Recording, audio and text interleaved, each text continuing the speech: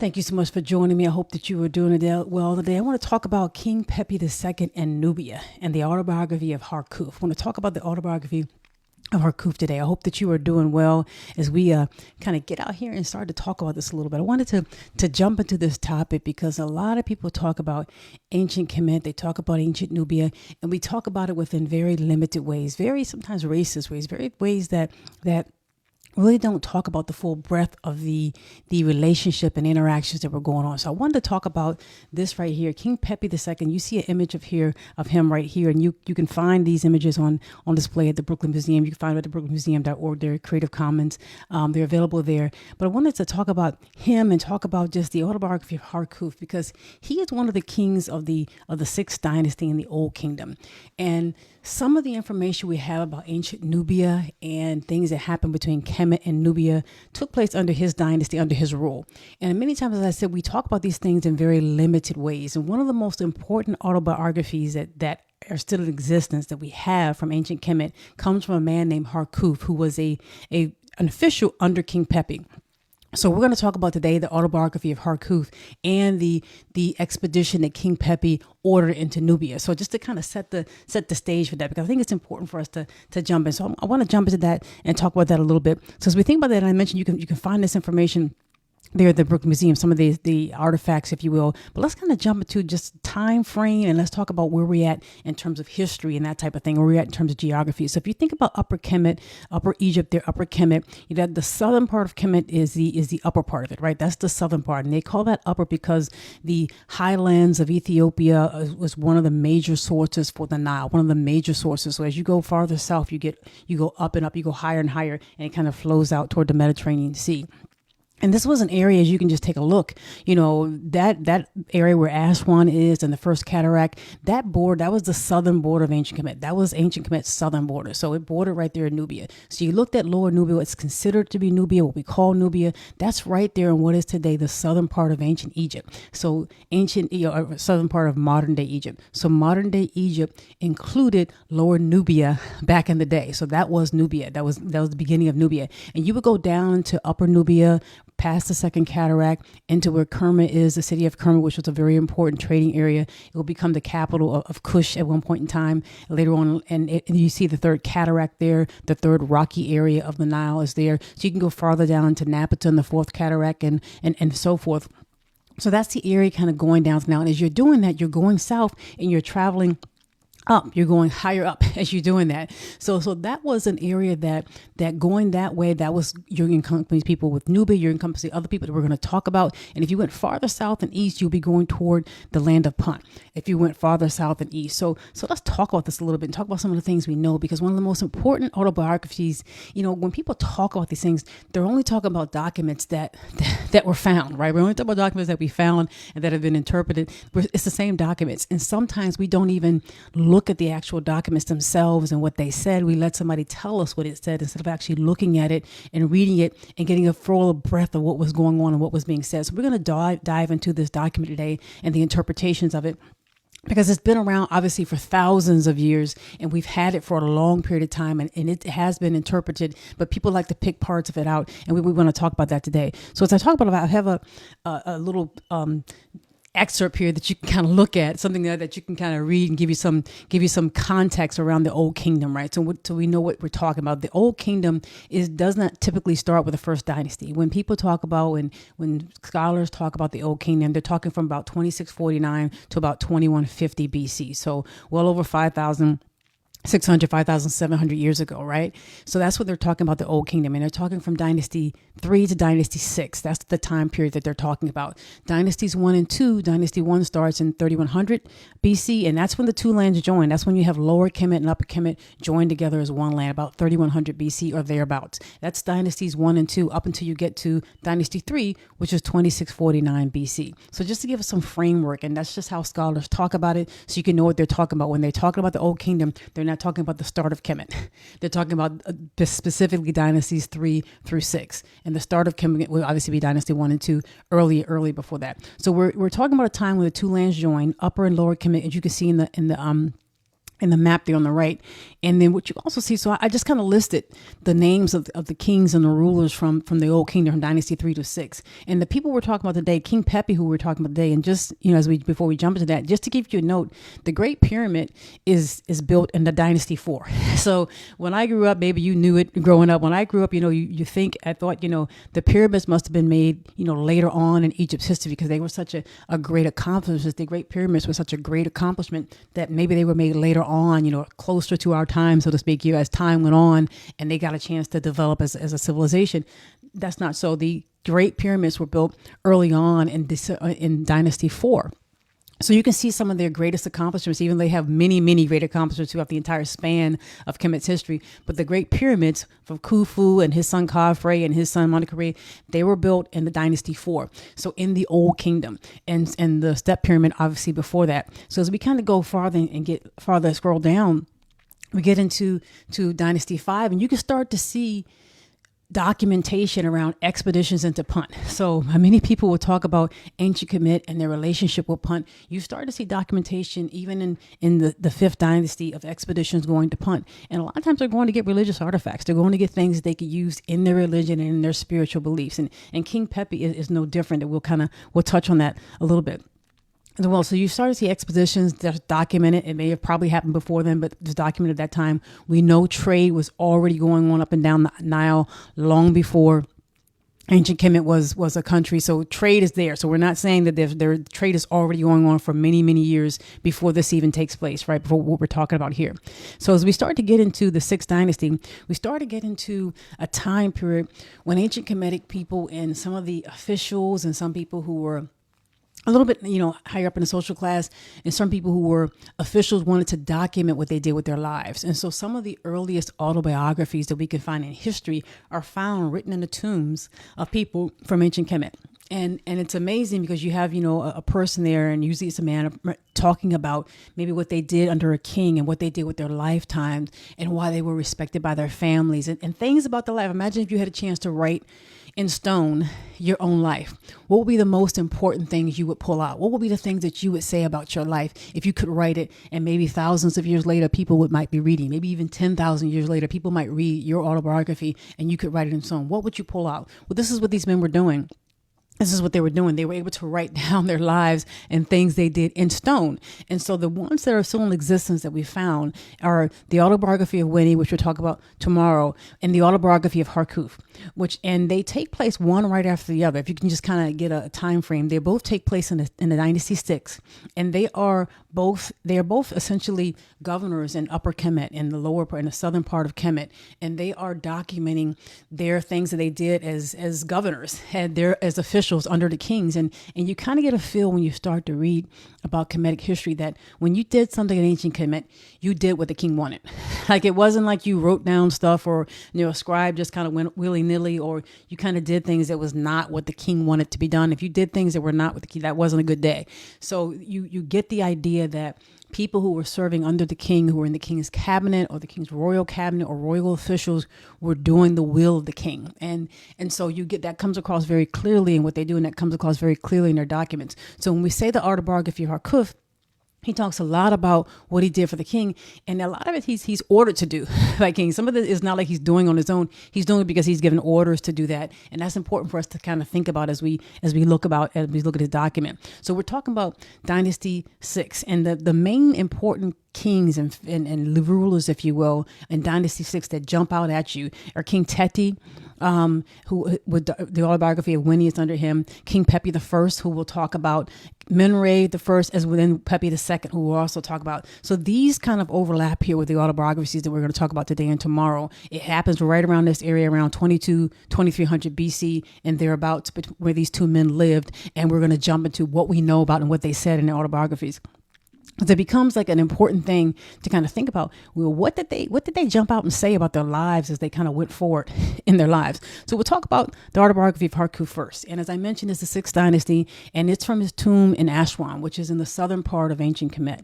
So you think right there in Upper Egypt, Upper Kemet, which is in the southern part of Kemet, right there where Aswan, right around the first cataract. So he was serving as an official there, and he documented his life in his tomb, and that's why we know about it, and that's how we know about it, and that's how people know about it. And a lot of what they tell you about ancient Nubia comes from these two documents that we're going to talk about today and tomorrow. A lot of it comes from that. A lot of what they do at this period of time.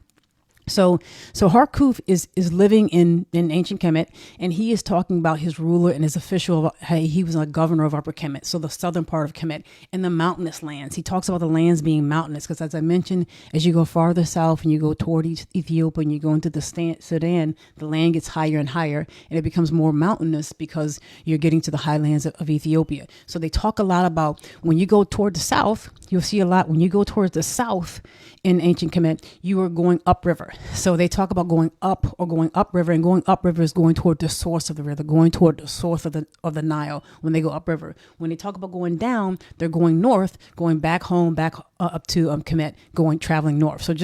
So down would be north and up would be south, just so you can have some perspective around it in terms of how they're orientation might be when they talk about these things. And so as he's talking about how he was loved of his city, how he did things that made his father proud of him, how his mother praised him. You know, that whole idea of being respected by your parents, you see that in people who are officials, you know, significant officials in ancient Kemet are talking about, my mama praised me.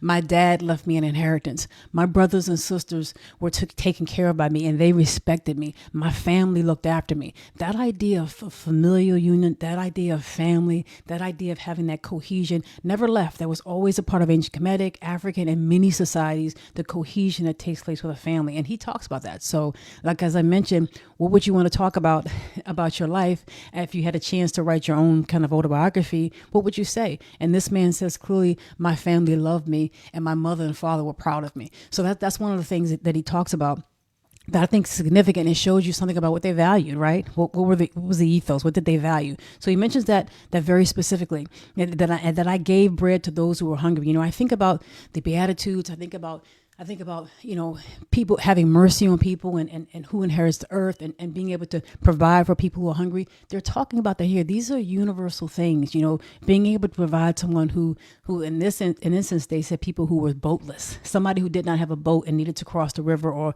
to travel. I provided for them. Somebody who was hungry, I provided for them. If I had to judge between two people, he said, I would not leave a man without the inheritance of his father.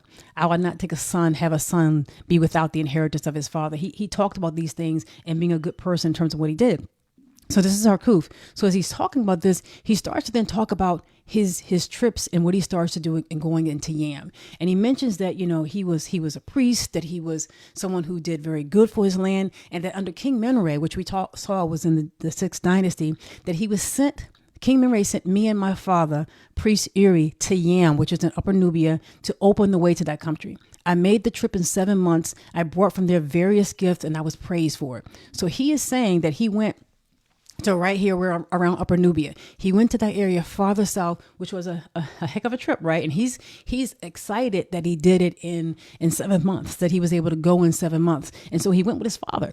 So you start to think about it. There's no mention in there of I went there because I hated the people, or we went there because we were, you know, stomping the people, that this was a military thing that he was doing in order to conquer people in either Upper Kemet or lower or Upper Nubia or Lower Nubia. That's not what's being said here. But so many times people would just characterize it as if this is what was happening for the entire 3,000 year period. It was just always war, and ancient Kemet was just, you know, killing people in Nubia.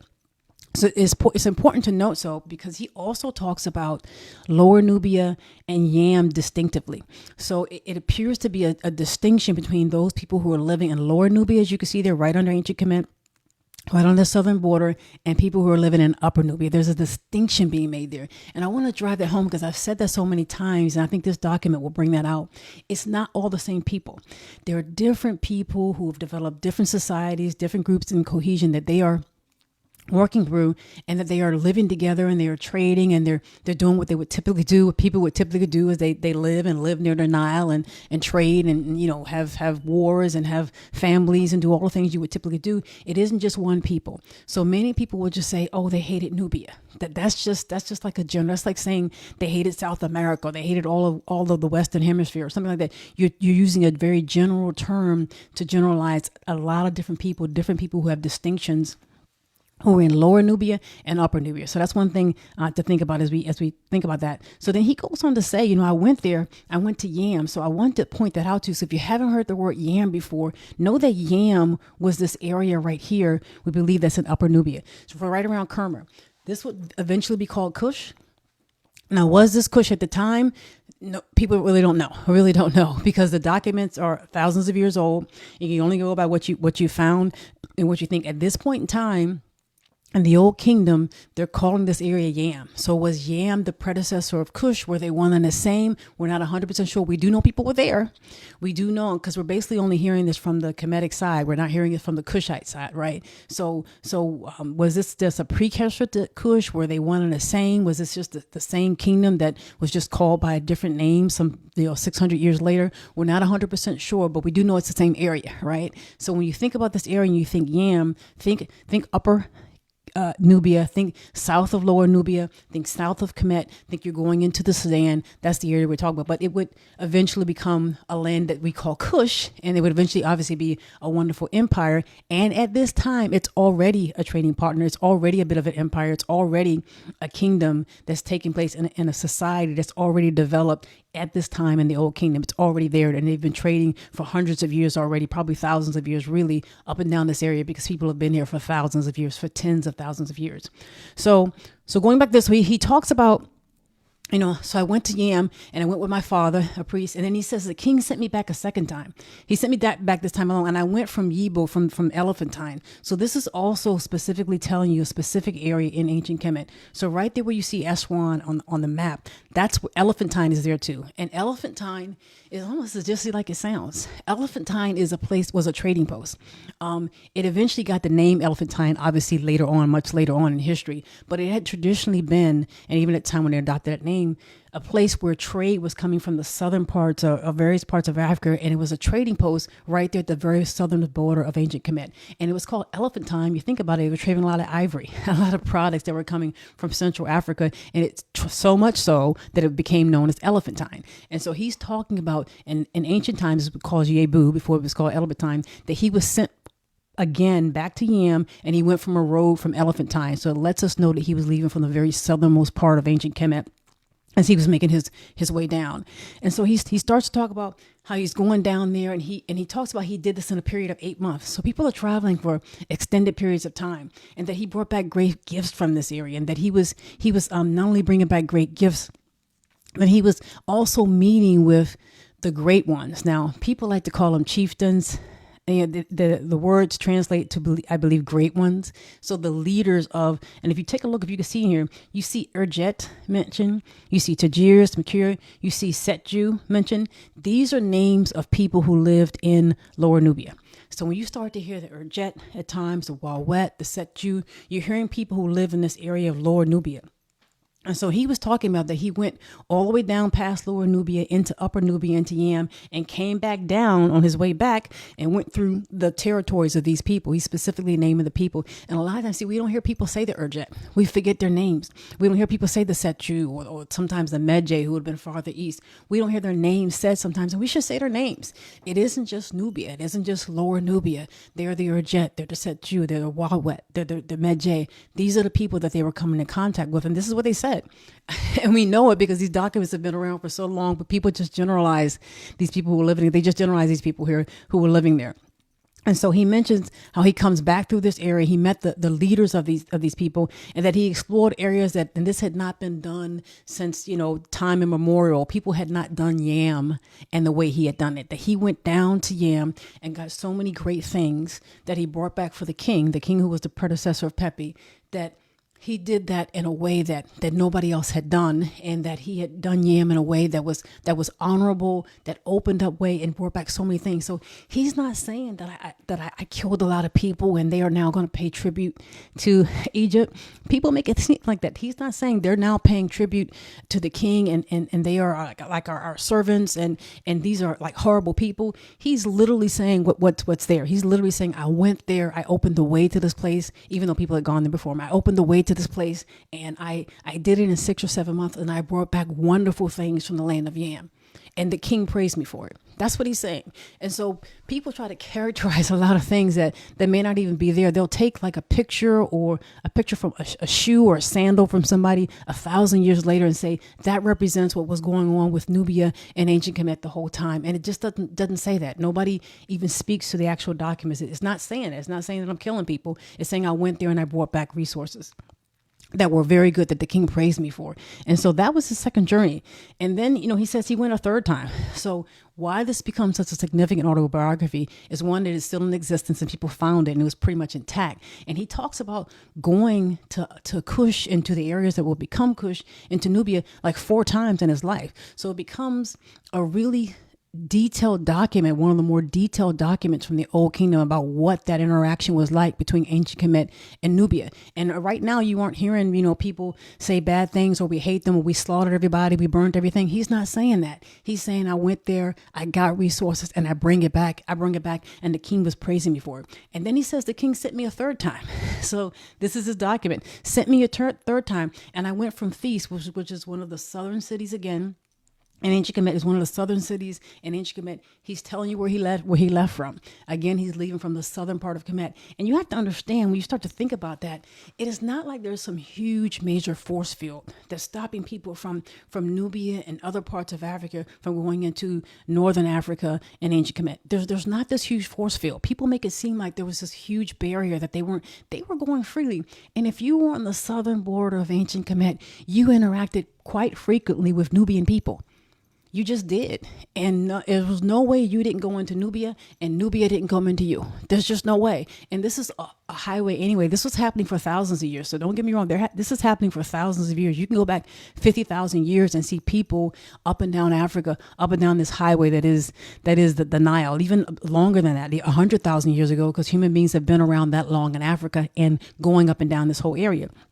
So people are up and down this area. It's not like there's this big old stop sign where you cannot go. People are mingling. And so that's one thing we don't think about and talk about. And that's why people can get so upset over, the Nubians look like this or ancient Egyptians look like this. People were up and down this highway all the time. This was people. This was Africa, and it was a major highway in this area where people will come from the north, from the south, the east and west, because this was a desert area and it was a major area of development and a major area of trade, a major highway of trade. So there's nothing stopping them. Right? There's nothing stopping him and blocking him from going to Nubia and stopping the Nubians from coming in and mixing. It happened in the northern part of Kemet and it happened in the southern part of Kemet, and it happened for thousands of years, not just 5,000 years ago, 50,000 years ago. And before that, it was happening. People were up and down. So Harriet in Africa. So it's an open field, right? People are going up and down there. And he talks about how he went from an oasis road. People didn't just travel up and down the Nile, right? That's another thing to think about. They didn't just travel up and down the Nile. There were actually other roads that had some waterways in them that you could go around the Nile, because you couldn't actually travel the Nile with great comfort all year round, because when the Nile was not flooded, when you got to these very rocky areas of the Nile, it was very difficult to get your boat. And it's not like it's a couple hundred feet of rockiness. You might have miles of rocky areas in the first cataract, the second cataract, the third. You have miles, you have long periods of rocky areas, and you couldn't get your boats around. So, and this is human beings, this is nature, and this is geography. People had other ways of getting around the desert. So there were oasis roads that people travel on, just not the Nile. So he says, and he documents it, I went on the oasis road from Thebes, which is a southern city in ancient Kemet. And I went on this road, and he went to find the ruler of Yam again. He's trying to find the ruler of Yam. But he found that the ruler of Yam had went off to Libya. So somewhere in northern Africa, had went off to Libya to smite the Libyans, the Tubman, and to smite the Libyans to the western corner of heaven. So apparently Yam was having some battles and some beefs with people from the Tubman who were Libyans. They were having a battle and beef there. Now, see, when we read a lot of this information, we're hearing, the Kemetic information. If we had the Libyan documents, or if we had the Yamites and their documents, we would probably get more information about this battle that was taking place. What would the Yamite people say about it? What would they be saying about this battle that was apparently taking place between the ruler of Yam and the Libyans at this time? So we look at it as if it was just Kemet fighting everybody else, or Kemet having, border disputes and economic disputes and all of the kinds of disputes with people around them. But but the other people themselves could have been having disputes and interactions without Kemet. And they were. They were having wars. They were having trade. They had interactions with not just Nubia and Kemet, or Yam and Kemet, or the Urjet and Kemet, but the Urjet might have interaction with the people they call the Tujemno, or the Libyans, and the Yamites might have interaction with the people they call the Urjet. They were interacting with other people, not just Kemet. This was a whole area. We just like to put it like it was just one or two people or one or two groups, and it just wasn't. There were other people there. So he says that the ruler of Yam had gone off to fight the Tujemna in Libya, to smite the Tujemna to the western corner of heaven. So he's like, I guess, like, to kick the butts, right? To kick the butts. And that he went there, and he went to go meet him while he was on this journey to fight the Tujemna. And he went to appease the ruler of Yam's heart. And he sent back a messenger from Yam with one of his messengers, a Kemet yesterday, and a messenger, and a person from Yam to the king of Egypt, king of Kemet, to let him know where he had gone. So he's basically taken a Yamite person, an African person, they're all African, and he's taken them and a Kemetic person, probably a soldier, a messenger, and sending them both to the king of Meryre and of ancient Kemet, and letting him know that, hey, I'm doing what you said. I went down the Yam, like you said. I had to go find the ruler of Yam because he was out fighting the Tujemna, and I went with him. I want you to know I'm going to be back. I'm coming. So he sent him a message. And so, he's letting the king know I'm not, disrespecting or, not taking care of dissing my responsibilities. I am doing this. So he sends a messenger to the king to let him know what's going on. And then he mentions he had gratified and pleased the ruler of Yam, that he had pleased his heart. I came down through the south. So it must be he had already gone south, and now he's coming back toward ancient Kemet after this time. Because he says, I came down through the south land of the Urjet and north of the Setju. Once again, these are different people who are in Lower Nubia. He is talking about specific names of people, the Urjet. And let's remember their names. Let's honor them, right? These are ancestors. These are spiritual ancestors. They are natural ancestors. Let's honor them. The Urjet and the Setju. It wasn't just Nubians. It wasn't just Yamites. We may not have known that name either. It wasn't just the Tujemna and the Libyans. And it wasn't just Kemet. There were other people there too. Let's remember their names, the Urjet and the Setju. He's saying, I came down through their land, and I saw the leader of a coalition. So apparently there was a coalition between the Urjet, the Wawat, and the Setju. And they may have been protecting this whole area of Lower Nubia. They may have been protecting the area because, as you imagine, if you had to get out there and you're walking on foot, this is a large area. This is a pretty large area. And you have a powerhouse of Kemet to the north of you, if you're in Lower Nubia, and you have the Yamites, which would develop into Kush, who are to the south of you. You have some pretty powerful societies to the north and south of you, and you have Libyans who are there in the western part of the desert, maybe a little bit farther north. And you have people to the east of you, the Medjay. So you have people there who might all want a piece of your action because you're also in an important place where trade is going to have to go up and down that Nile some kind of way. It's going to go up there at some point in time, and you're in an important part. So they had coalitions. They stuck together. And so apparently Harkhuf, who was doing this exhibition with the army, or he's not going by himself, he meets the leaders of this coalition. And he meets them, and he says, I came with 300 donkeys, and that carried incense and ebony, because they're getting these things from farther south in Africa. Incense, ebony, they're carrying these things for religious purposes. They're going to be using panther skins, throw sticks, elephant tusk, and all kinds of great items. So think about that. When you see some of these things in ancient Kemet, understand that there was a lot of trade going on. If you're seeing panther skins and elephant tusk and throw sticks and ebony and incense, this is coming from places further south in Central Africa. That's why this was a significant thing. And this has been happening for years and for thousands of years. They were doing this up and down this road. And so he's saying, I'm coming back with all this stuff, a whole lot of stuff, right? 300 donkeys worth of it. And he says, when the ruler of the coalition, of the Urjet and the Wawat and the Setju, when they saw how large the group was that Harkhuf had with him, and they saw that the Yamite people came with him, that they had his army come with him, and they said, okay, wait a minute.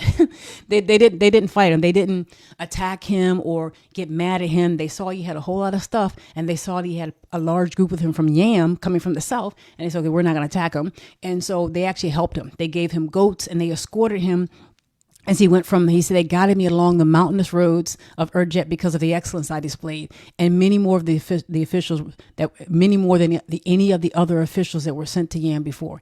I did this more than any of the officials that were sent to Yam before. Here is Harkhuf, this man thousands of years ago, more than 4,000 years ago, saying that many other officials were coming to Yam, and that I was bringing back donkey loads of stuff, of incense and ebony and panther skins and elephant tusks and throw sticks and all these things, and I'm bringing them back for the king. And so here again, this is an expedition. This isn't him going to Yam and killing everybody in Yam and making the Yamite people, kiss his feet or something and burn down all their places and take their women and say, and we are controlling you. This is an expedition. This is him going and trading and interacting with him and bringing back a huge boatload of stuff, which he probably gave stuff to them as well, bring a huge boatload of stuff on behalf of the king. And then there are other Nubian people who meet him, who say, okay, I see you're coming with more people from the south, and they escort him and help him on his way as he's going back toward Kemet.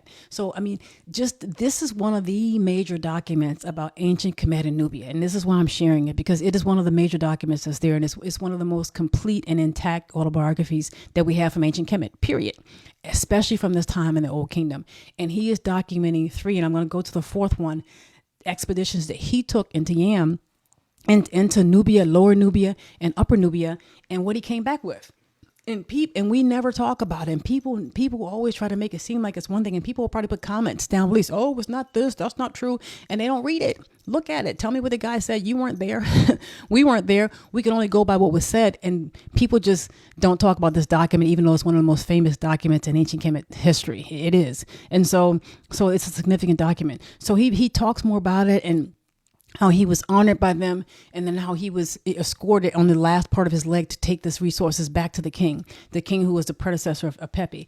And then one of the most fascinating things take place. I love this part of the letter. The most fascinating things, this is a 4th trip that he's taken. So he's already gone on 3. He's taking another trip. He had a long history of service under several Kemetic kings, but this is his 4th trip, and this is the trip that he takes under King Pepy II, and this is King Pepy II. This is the depiction of King Pepy II. So Harkhuf, his official, he's a governor, as I mentioned, of the southern part of ancient Kemet, and he is going now a 4th time into Yam under the rulership, under the orders of King Pepy. And when he goes into Yam, he's not sent into Yam by himself. King Pepy sends his army. He sends his army with him to accompany him into Yam. So this is an order that he's undertaking, that he's given by the king. It is a fascinating part of the article. It's a fascinating part of, in my opinion. So he talks about specifically under the king's seal, right? Under official orders, if you will, from the king, that under year 2, the 3rd month of the 1st season, 15th day, the king's declaration and sending his sole companion, his chief priest, chief scout, Harkhuf, he's sending him to Yam again. And he talked about, as he's going to Yam, what happened was Harkhuf went down to Yam, and apparently, something else must have happened, or for some reason he sent a messenger. He sent a message back to King Pepy II, just as he did to King Menre before him, when I guess maybe he was delayed or something was going on. He sent a message to King Pepy to let him, probably because he was smart, and this is how he did things. Maybe he was a very, tight official who took care of things. He sent a message to King Pepy to let him know, hey, I'm coming back. I did what you said I was going to do, what you told me to do. I'm honoring the words of the king, and I'm coming back to Kemet with the things that I'm getting from Yam. They'll be wonderful for you. So this letter is an amazing letter. It is a letter that Harkhuf documents in his autobiography of King Pepy sending back to him while he's on this exhibition. So this is not Harkhuf to King Pepy. This is King Pepy to Harkhuf. And it says, a note has been made of the message that you sent me, that you were to the king's palace to notify me that you have come from Yam safely, that you made it to Yam and you're coming back safely with the king's army. So you were sent with my army, and that was sent with you. And you said you have all kinds of gifts from the goddess Hathor. This is when they got the gifts, it was as if, a goddess or a deity was giving the gifts on behalf of the people to the king, right? Giving it to the king. So you got the gifts from the goddess Hathor, and this has been given to the soul of King Pepy II, who will live forever. That's what it says. And it says, you also mentioned, this is so interesting, you have also said that you have brought a pygmy of the gods' dances from the area of the horizon dwellers. Stop and think. When I read that first, I just had to stop. They're talking about him bringing back an African man, obviously another African man, because they're all African, a pygmy who does the gods' dances, from the area of the horizon dwellers, like the pygmy that was brought back by God's seal carrier Benward from the land of Punt during the king of Assisi during the 5th dynasty. So he's saying, you said that you were bringing back a pygmy who does God's dances, just like one that was brought back in the 5th dynasty years before. Stop for a minute, right? You have to stop and look at this. I mean, you can't gloss this over. Here is the king of Kemet sending this letter to Harkhuf, and Harkhuf is documented in his tomb saying, okay, you're sending this letter saying you're bringing back for me a man who does God's dances. That doesn't sound like an evil thing, like I hate them.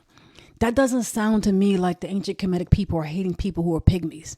It sounds like to me, because if you read everything about them, if you read about their pyramid texts, if you read about what they left about their life, it was always something religious. It was always how I live my life to please God. And the idea that the pygmy would be brought back and that the pygmy could do God's dances was significant to me. Like, we talk about a little bit, but really don't think about the role of dance and music and song and ancient Kemetic belief in life, right? It was apparently very important in rituals, very important in the religious centers, in the temples, for the men and the women, very important to do. We just don't talk about it. But they were musical people who used dances and all kinds of and musical instruments in their worship. And King Pepy II apparently thought this was significant. This was important. And it was a pygmy who did God's dances. They must have the same God. When you think about that, how would you think that the pygmy could do the dance of God if the pygmy somehow didn't know who your God was?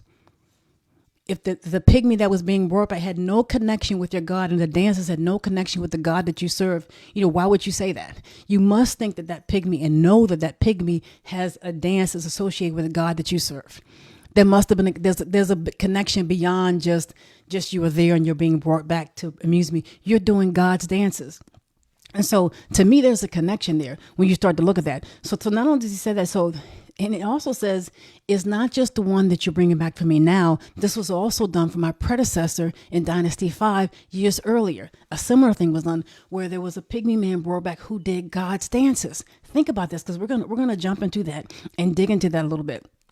So when you think about it, and it says, this has not been, the likeness of this, the quality of what you're doing has not been done again before. So the king is saying, you know what your king loves. King Pepy, who this is an image of, is telling Harkhuf, his official, you know what your king loves. You know what makes your king happy. You know you study your king. You have done the right thing. You understand what your king enjoys. You understand what your king loves and what your king heart is set to, and you seek to know my heart, to know what to do, and you will be rewarded for it. That's what King Pepy is telling Harkhuf, and he tells him, you spend all day and night thinking about what your king commands and loves. The king will honor you and will give benefit to your sons. Even your grandchildren will be respected because you did this. And what specifically is he talking about? Again, he reiterates, come back to this residence immediately. Come back to the king's house immediately. The king says to him, come quickly and bring this pygmy with you alive and healthy for the dances of God. Bring back this pygmy man alive and healthy. This is the king of Kemet. Telling Harkhuf, telling his official this, to the delight of the heart of the king, Pepy II, who will live forever. When this pygmy man goes down in the boat, get honorable men to stand beside him in case he falls into the water. He's saying, take care of this man. When he goes to sleep at night, get honorable men to stay around him and look at him at least 10 times to make sure he's okay. Your king desires to see this pygmy more than the items of Mineland and the Sinai and more than the items of Punt. That's King Pepy. Your king desires to see this pygmy more than the items of Punt, more than the items of Mineland, Sinai, the gold and all the wonderful things that you bring. I want to see this pygmy more than anything you have to bring me. This is King Pepy telling him, because he dances the dances of God. Now, if you think that that's like putting too much information and too much weight on what he said, I have something else to share with you that digs deep into it. So it talks about the king then sends blessings to him and say, you will, when you get here, and if the pygmy is alive, the king will do wonderful things for you. If you protect this pygmy basically with your life and make sure nothing happens to them. And this is very interesting. So this is Pepy II saying this. And he mentions that obviously this happened before to his predecessor in the 5th dynasty. But another very interesting thing is captured. And I want to mention this. And this is with King Pepy I. And King Pepy the First is the immediate predecessor of King Pepy the Second. He's the immediate predecessor. And in his tomb, and this is what is written in his tomb, it talks about Pepy. It mentions him, and just so you can get an idea of him as well, this is King Pepy the First. So you have King Pepy the First on the left and King Pepy the Second on the right.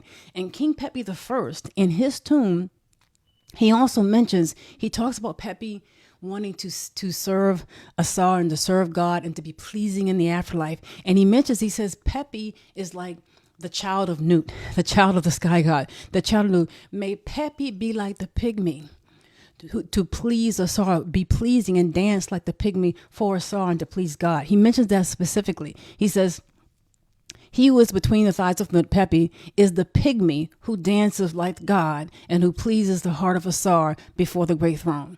This is Pepy the First. This is the king of Kemet. He's talking about, hell. He's talking about, here's what he's doing. His name is Pepy. He's right and true. He's respected, that when he gets on the other side, if his heart is true, he's going to be carried over. If a person's heart is not true, they're going to be made shipwreck. They won't be able to get across into the field of peace, if you will. They won't be able to get across. But Pepy is right and true. He's a respect. Whether he's in an island or whether he's in earth, or wherever Pepy is, even if he has to swim, Pepy's heart is pure. He is somebody's pure. He is he who is between the thighs of Nut. He is a God being born. He is the pygmy who dances like the God and who pleases the heart of Asar before the great throne. I'm not making that up. Here is a king of ancient Kemet, King Pepy the First, right here on the left, saying in his tomb, comparing himself to a pygmy who pleases the heart of God. This idea of pygmies doing the God's dances and what Pepy II was saying in the Autobiography of Harkhuf is significant. We might look at it and just ignore it, or people on this day won't give it much to do. But apparently the king said. Apparently King Pepy II did enough to where he told Harkhuf, you'll come back, because if you come back, and come quickly and make sure you do everything to keep this pygmy safe, because I desire to see him more than I desire to see the land, the things of Sinai and the things of Punt. I want to see him. And King Pepy I compared himself to a pygmy who does the dances of God. So that whole idea of being able to communicate with God through dance, to serve God through dance, the idea of being able to do it is significant. And here you have two kings in ancient Kemet in the old kingdom comparing themselves to pygmies and or desiring to seek pygmies do the dances of God. When it's enough of me, when you look at it, you see that there is a deeper relationship here. There is a deeper relationship of respect and of religion and a shared relationship, some type of shared culture where they would see people from farther south from them having a similarity and being able to dance and to please God. So I wanted to share this with you. I'd be interested to see what you have in the comments. I ask that you share this with somebody. Talk to somebody about it. We're going to continue to talk about this. We're going to talk about this more this week, but I ask that you, let's not keep this to ourselves. Let's explore this opportunity, because I think that the idea that Pepy II and Pepy I had a respect for pygmies with respect to how they danced and how they interacted with God was a significant thing, and we found that in the literature. So I want to thank you so much for joining me and listening to this, and I please pray that you would share this with somebody. Thank you. God bless you.